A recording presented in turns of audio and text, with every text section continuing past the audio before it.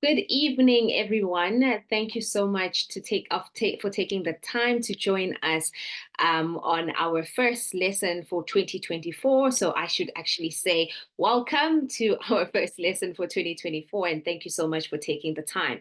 So today we're actually starting off with savings. And I think it's a great time to actually start talking about saving money and the importance of understanding the different methods that people utilize when it comes to saving. And today we're actually going to be dissecting a very interesting one, which is the stokvel, which is something that is common here in South Africa, where people actually opt to rather actually save money using a stokvel. So hang tight and let's see what we can learn together when it comes to savings and understanding stokvel and seeing that is it a good idea or does it actually make financial sense to be saving money through a stokvel. All of those answers will be given to you during today's lesson. Enjoy and thank you so much for taking the time to join us. I'll be switching my video off and of course focusing on the presentation so that just you can watch and be able to learn from this lesson today.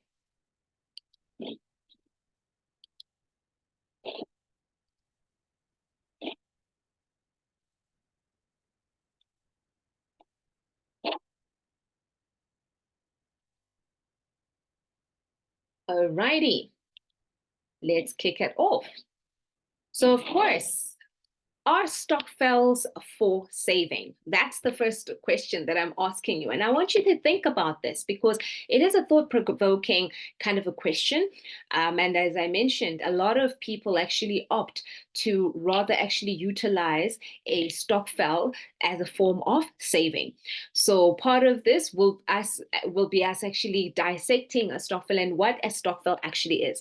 So if you've never actually come across the term stokvel or don't know what a stokvel is, then you should just know that a stokvel is just individuals that come together, of course, to pool their money regularly. So it will just be a group of people who come together and say, okay, we would be saving money on a monthly basis, and then they rotate in terms of who gets those funds when and how, right? That's just a brief in terms of what a stokvel is.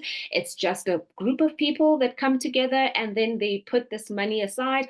Be it everybody's contributing maybe 2,000 Rand a month towards the stokvel, and then that 2,000 Rand that has been collected from maybe the 10 members, which is amounts to about 20,000, that amount of money is then rotated amongst the 10 individuals throughout the year.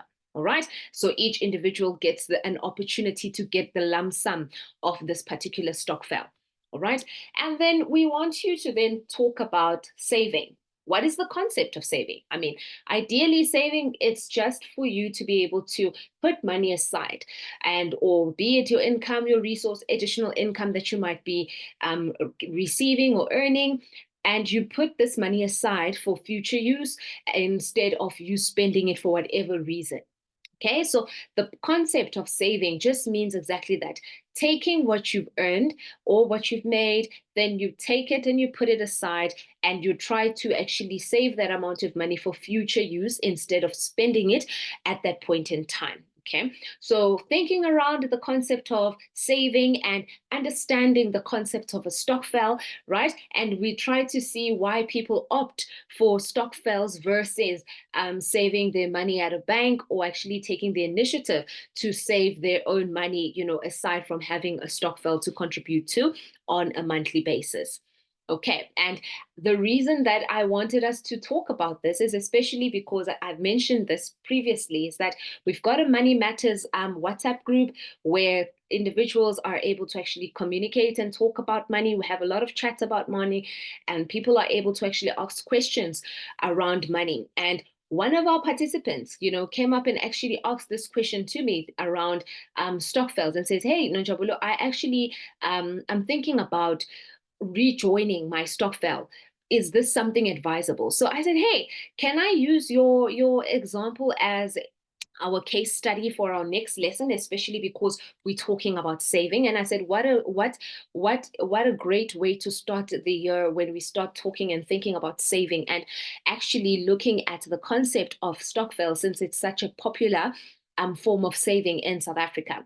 So this example is a practical example that I was able to actually get from one of our participants on the Money Matters group. So here, of course, the name is hypothetical. So here is Sipho, right? He has the following stokvels to help him save money every month, right? So one of the questions I asked was that, do you have any other form of savings? And he says, no, I normally contribute to these stokvels so that I can try and actually save money on a monthly basis. I'm like, okay, so you don't have any savings account, you don't put money aside from these stokvels. And says, yes, actually, Nonjabulo, these stokvels are what I see and use as my savings on a yearly basis. Okay, so I asked him for a breakdown. I'm like, okay, what do you normally contribute to? So Sipho says to me, hey, I actually contribute 1,000 Rand towards groceries. So I contribute 1,000 Rand every month. And then he contributes another 1,000 Rand for the kids' winter clothes, another 1,000 Rand for the kids' summer clothes. And of course, we understand, I mean, in summer and in winter, you look out for these specials, all right? And then he contributes 500 Rand for what, towards renovations, be it things that he'd want to do to around his home or anything personal, right? That's what he said. Then I said, okay, I'll just put down the 500 Rand as renovations. Then he says, I also actually contribute 500 Rand towards a stokvel with my friends. I'm like, oh, okay, that's nice. And normally him and his friends actually go out and go for a little trip, maybe during December. So that's what that 500 Rand on a monthly basis contributes towards. Okay. So, all right, now we're looking at it. I mean, he's got these 4 stokvels. Just to recap, right? The groceries, the kids' winter clothes, kids' summer clothes, renovations, and the vacation with the boys, right? So that all amounts to 4,000 Rand, right? I hope everybody can see that. It's 4,000 Rand a month that he is contributing towards the stokvel. So I said, okay, let me take out my calculator, right? I've got my calculator here again. And I said, okay, so let me hear. So you're contributing about 4,000 Rand every single month towards these different stokvels, okay? And of that 4,000, that's times 12, that's about 48,000 Rand a year, okay? Said, all right, so you contributing, you've got a savings of 48,000 Rand a year. So explain to me, how do you get your payouts? Because, I mean, I've never actually been part of a stokvel. Because I don't actually agree with how the concept and the money is actually utilized. So I said, okay, let me hear how the stokvel actually works. So then he says, the first payout I get is in June. Okay, how much money do you get in June? He says, I get 12,000 Rand. I'm like, sure, right? 12,000 Rand, which he then uses for the kids' winter clothes, any other thing that you'd want to do, you know, through half year, in that half-year mark, and anything that he'd want to do, be it in the household and purchasing, you know, those clothes and every groceries and so forth, as he's mentioned, for that yearly mark, right? I'm like, okay, so 12,000 Rand, that's the payout you get. So I said, okay, then what happens to the rest of the money? He says, no, I get a second payout in November and a last payout in December. So November, he gets another 12,000, and December, he gets an 11,000. I'm like, oh, okay, that's awesome. Then it started getting me thinking. This got me thinking. I said, okay, so let me break this down to you. So you contribute 4,000 Rand a month. Then of that 4,000 Rand a month, that's about 48,000 Rand a year. All right. So if we sum up all of these payouts that you get, so you get 12,000, you get another 12,000, and then you get 11,000, right? So then I questioned, I'm like, that only amounts to about 35,000. What happens to the remaining funds? I mean, the remaining funds is about what? 13,000 Rand, if I'm mistaken. That's 13,000 Rand that I have that is unaccounted for. And then he says, no, that's administration, right? Administration of being part of the stokvel, that's part of the cost. I'm like, but wait, what exactly is the cost because I've never played or I've never been part of a stokvel before. So I wanted to understand how exactly does it work. So he says, no, every time the money does rotate, but I'm not going to, I'll only get 35,000 Rand broken up into three because, I mean, as the other members of the stokvel, the funds will be rotating. There's also administration costs that come into play. And then I said, okay, so your administration costs for this particular stokvel amount to 13,000 Rand. So basically, you contributing towards a savings plan that is amounting to 48,000 Rand on a yearly basis. But of that savings plan, you only get a 35,000 Rand return. And so I'm thinking to myself, okay, that doesn't make sense to me. You, instead of this being a saving, you're losing money because ideally, I mean, you put in 48,000, you're getting out 35,000, and you can't really explain where the remaining 13,000 has gone to. Yes, it's administration costs, running costs, and so forth, but 13,000 Rand is a lot of money, right? It's actually more, if you think about it, it's actually more than the payouts he's received, or in each of the times that he's received a payout. He's not received a 13,000 Rand payout. The minimum was 11 and the most was 12. So I'm like, okay, so you're losing this 13,000 Rand from your investment. I mean, ideally, let's see if we can just get a percentage quickly, right? So that's about 27%. 20%, 27% of his investment is spent on administration costs. So I said to him, so, I get the concept of wanting to have a stokvel. So now I wanted to dig deeper and say, so tell me, why would you want to contribute? Why would you want to contribute to a stokvel if you are losing, 13,000 Rand? So I gave him an example. I said, Sipho, if you had paid this 4,000 Rand, right? You took this 4,000 Rand and you actually opened an investment account, right? I said to him, okay, if you are banking with, let's say you're banking with the Blue Bank, for argument's sake, you've got your accounts and everything, your debit orders, your salary, everything gets paid into the Blue Bank. That's your bank. That's your primary bank. That's your bank that you transact with. I said to him, open another account at a different bank, right? So let's say we'll use the green bank, right? And there's two banks that you can classify as green, but we'll use the green bank, right? Whichever comes to mind, that's the bank we're referring to.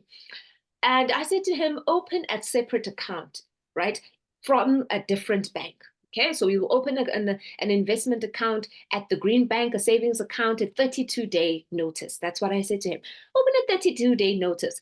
Every bank normally has a 32-day notice. I said, then do a stop order, right? Do a stop order from your primary bank. So the money should be coming from the blue bank, right? So the 4,000 Rand from the blue bank to the green bank. That's a self-initiated debit order of sort. And it's actually called, the bank term is called a stop order.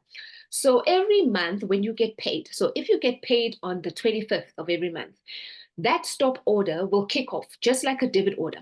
So it will automatically take money from your primary bank and it will credit it into the investment account of that particular bank that you've opened the investment account.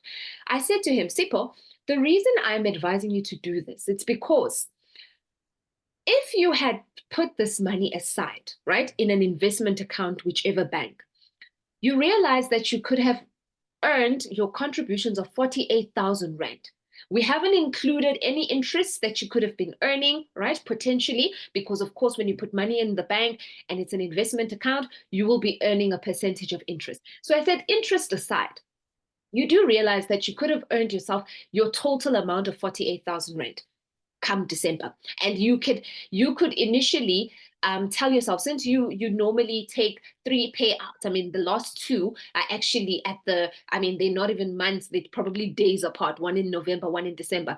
So if you do this yourself, you could actually create a stop order, and have an instruction, right? An instruction done that on the 30th, on that particular month, you want to do a notice, right? So you will set a notice at the bank on the 1st of May, so that as of the 1st of June, that amount of money, right, which is we 24,000 and some odd change, because you would probably have earned interest.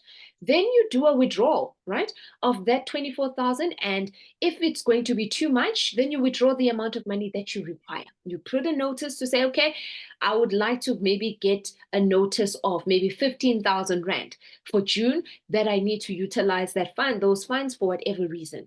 Then you have the remaining funds in your investment account. You continue earning your interest, and your stop order continues, right? Because you'll still be doing those 4,000 Rand credits. So I said to him, you realize that just by doing this, you have saved yourself that 13,000 Rand that you were losing from the stock fell, right? Secondly, you are now actually earning interest on the funds that you are putting aside in an investment account, which you're currently not earning on the stock fell, right? So then he says, actually, that's a valid point. And I asked him, I said to him, I mean, why would you be willing to lose 13,000 Rand a year because of a stock fell? And he said, you know what, Nonjabulo, to be honest, my issue around saving is discipline, lack of discipline. And I remember last year when we were still talking about in the Money Matters group, where we're talking about budgeting. And someone did actually raise this more than once to say the lack of discipline. So discipline is important when it comes to money. And sometimes lack of discipline becomes a big problem when it comes to trying to have a healthy relationship with money and trying to do certain things and make certain changes in your life. So I said to Sipo, I understand the lack of discipline plot and having a stock fell. So he explained it to me. He says, you see, having a stock fell, Nonjabulo, it takes away the responsibility from me to have to consciously always deposit money and put money aside. I don't even think about it because I know that I'm part of this stock fell. I know or this person is going to call me and say, hey, you haven't contributed to your stock fell. You need to contribute to the stock fell. So I know that I always have that hanging over my head. So it creates a discipline. I'm like, oh, okay, I get it. So the issue here is the discipline. So I said, okay, so if the issue is discipline, then that is why I would go and say to you, this is my answer to your discipline issue. Opening a separate savings account from the account that you normally get your salary paid into. So that account that has all your debit orders and you've got your savings, you've got everything going on in that account. That's not the account that you use to try and save money if you lack discipline. You go to the bank, you open a new savings account from a different bank. You don't have internet banking in that account. And I always recommend Capitec, because you've seen the queues at Capitec. So do you think to yourself when you wanna go and you think to yourself, oh, my friends and I wanna go out, I wanna spoil myself, maybe let me take 5,000 Rand nyana from my savings account. Do you really think you're gonna wanna stand in a queue at a Capitec queue for an hour or more on a particular day just to withdraw? I mean, that is going to deter you. That is just going to make you feel like, oh, this is not worth it. So that's why I say, when you open that separate savings account, don't even have internet banking, because internet banking defeats the purpose. Because internet banking gives you accessibility. And that's why we don't want you to access the funds, because for you to learn discipline, right, you do certain things to try and instill discipline when it comes to managing money. So when you open that savings account, you open it in a different bank that you don't bank with, firstly. Secondly, you don't actually have any internet banking. You don't have any view of that account, because you know what happens with money? When you see money and you see the money sitting there, it's like it calls you and says, spend me, right? So we want to avoid and try and stay away from that temptation. So you having access to that account is only going to tempt you, and it's going to actually deter you from what you're trying to achieve, which is discipline. So how you instill discipline, it's the few things and these small little things that you do. opening a savings account in a different bank. You don't have internet banking towards that in that particular bank. You don't transact in that bank. You just have that one savings account. You open a stop order, right? You create a stop order, a monthly stop order. And in Sipo's situation, it would be that 4,000 Rand stop order every single month from his primary account to his investment account in that separate bank, right? And that already instills discipline because he doesn't need to do the transfer every month. It automatically does the transfer into that investment account every single month. Then if he wants to have access to the funds for whatever reason, be it he now wants to make that huge withdrawal half year through the year and at another withdrawal maybe at the end of the year, then he puts in notice. It shouldn't be funds that is easily accessible. So you can't be saving money in a transactional account, right? So you can't be putting money in an account where you have a card and the next time you run out of grocery money, you just, you take out that card in the back of your stack of cards and you say, okay, let me use this card for one time. You know what happens? One time becomes another time, it becomes another time, it becomes another time. Come June, you don't have any money in it because it then started being an account that it was not meant to be an emergency account. That's a separate discussion, and that's what we're going to be learning in our next lesson. So ideally here, we're just thinking around other ways of you saving money and not only relying on stokvels, especially if you are in a situation like Sipo, where he loses money from his stokvel because he's got this 13,000 Rand gap that he's not earning at the end of the year. And so instead of getting the full 48,000 plus interest, he's only getting 35,000 Rand, excluding any form of interest, right? So we don't want to find people actually being in situations where you are trying to save money and instead you are losing money because you are not using the right avenues, the right channels for you to save money. Discipline, that is a small problem. Creating a separate account, do a monthly stop order, have limited access to that new savings, don't even want to see the statement, don't have any internet banking, don't have an account, don't get a card for that account. Make it difficult for yourself to access that money because the minute you have a card, you will use it. So rather not have a card to that account. And if you need to see the balance or do a withdrawal or need to access the funds in any form, you would physically need to go to the bank. And that alone is going to frustrate you, which is good because the more frustrations, the more stumbling blocks you put before you, that is going to minimize the amount of times you access those funds and it's going to help instill discipline.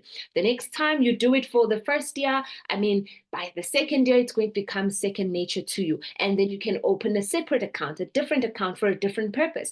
That is how you get into the groove when it comes to saving. And saving money, and not only just have to rely on getting a stokvel or joining a money club. And I remember this other time where there was, I think it was a WhatsApp group stokvel, something along those lines, and a lot of people got scammed because of the concept of not being able to save. And saving is all just about discipline. So if you identify, just like Sipo did, he identified that, you know what, I don't have the discipline to put money aside.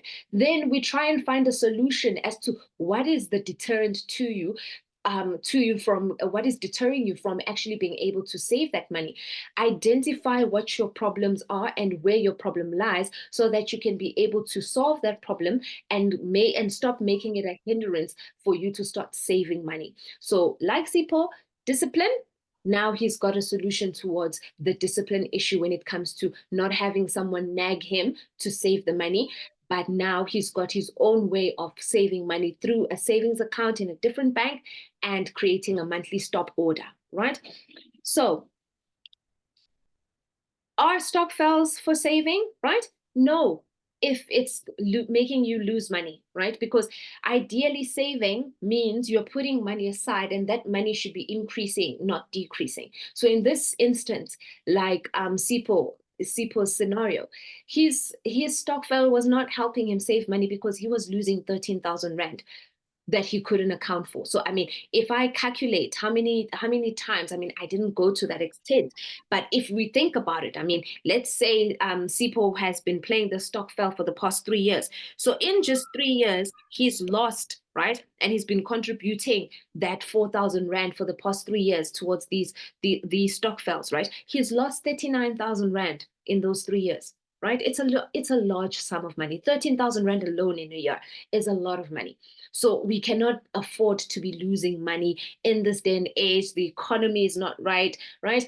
And so the interest rates are high. So it benefits you as a consumer to go to the bank and open an investment account and put your money aside. You'll be earning more interest. When the interest rate is high, you earn more interest. The only people who suffer when the interest rates are high are individuals who are owing the bank. So when you're investing, it actually plays at your favor because you get a good interest rate. So they shouldn't be something that is deterring you from putting money aside at the bank and earning a bit of interest on your money instead of putting it in a stokvel where you don't earn interest and you don't have guarantees of you getting your money back. And that is another problem, right? You're not earning interest, you don't have a guarantee. How many times have you read or seen on Twitter? I mean, now we know that, during the December period, some people are targeted because they are known to be the treasury and the treasury for that particular stokvel. And how sad are those kind of situations where you read and hear about these clubs that were actually robbed of the money that they've been saving for the whole year? So can you imagine how devastating that is? Why would you put your money and your hard-earned cash at risk? Put it in a bank, put it in an investment account, earn interest, have a peace of mind, right? And that way you are actually making a better and much more smarter financial decision because information is there, accessibility is there. You're able to actually go to the bank, open an account. You can even do it online now. Opening an investment account, you can do it online, do your FICA online. So there is no excuse, right? So we need to just be able to make smarter decisions in 2024 and stop losing money on silly things based on silly decisions that we make just by not making and doing due diligence when it comes to ensuring that our money is safe and we're earning interest and it is guaranteed and we're not losing any money. So unfortunately, the onus is always on you, right? Because no one is going to tell you this information unless you go seeking for this information. So, unfortunately, you're part of the Money Matters group, and these are the kind of things that we learn about and make each other aware of. And that is something Sipho said, Nonjabulo, I've been contributing to the stokvel for such a long time. And now that you've highlighted something that I never bothered myself to question, when he thought about it, he's like, 13,000 Rand is not much to pay because at least I'm saving. But you don't need to view your money in that aspect of saying at least I'm saving whilst you're losing 13,000 Rand just because you have not found a way to overcome the lack of discipline. Now that I've given him a solution, he said to me, you know what, I've made that decision. I'm not going to be playing the stokvel this year. And I'm sure these guys are going to be shocked because I've been playing the stokvel for such a long time. So I'm going to take your advice and go and open an investment account at a separate bank and do that stop order from my primary bank, credit that amount of money every month into that investment account so that I can earn interest and be able to get my full money's worth at the end of the day. Right. So if we have questions, I would love to hear your questions regarding the topic that we were sharing, that we were actually learning about and what I was sharing today. It was quite a eye-opener for me personally as well, because like I mentioned, I'm not a stokvel person. So this was something that I learned first time, and being able to actually give this kind of advice to one of our Money Matters participants, it actually helps so that people can start making better financial decisions. So I'm just going to check the chat to see if we've got any questions. But if you've got a question, you can pop it on the chat, or alternatively, you can unmute yourself and be able to ask your question. And if we don't have any questions, then I will then call this class to a close.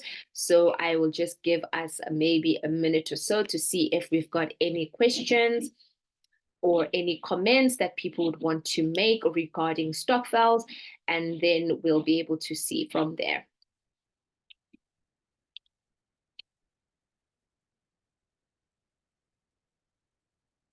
All right, I see no questions. All righty. Awesome. Okay, so if we're all on one page, but if you've missed anything, like I've said, you can follow us on our social media platforms. Alternatively, you can actually join us on our Money Matters group, and you can be able to actually ask any further questions regarding to this particular topic or any other topics that you'd want to discuss about that is money related, as we'd all want to learn from each other and learn together. Thank you so much for taking the time, everyone, to join us. Have a great evening and the rest of the week.